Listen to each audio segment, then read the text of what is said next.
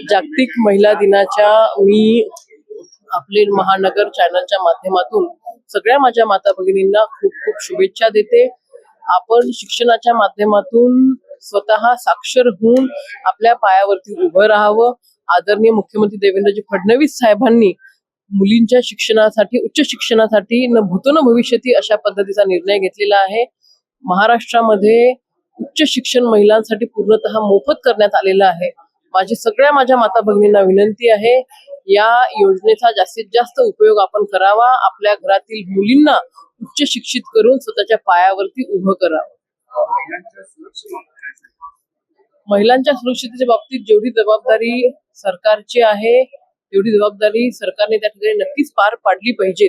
परंतु सरकार पार पडत असताना कुठेतरी ही जी एक विकृत मानसिकता आहे, ही विकृत मानसिकता सुद्धा जागीच ठेचणं गरजेची आहे. ही विकृत मानसिकता कोणाच्याही घरामध्ये कधीही त्या ठिकाणी तयार होऊ शकते, समाजापुढे येऊ शकते.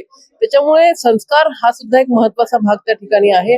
आपण बघतोय सरकार, विविध पक्षाचे सरकार येतात जातात, परंतु महिलांवरचे अत्याचार मात्र त्या ठिकाणी प्रत्येक सरकारच्या काळामध्ये होतात. त्याच्यामुळे जी मानसिकता आहे, विकृत मानसिकता, ही मानसिकतेला आळा घालण्याची आवश्यकता आहे.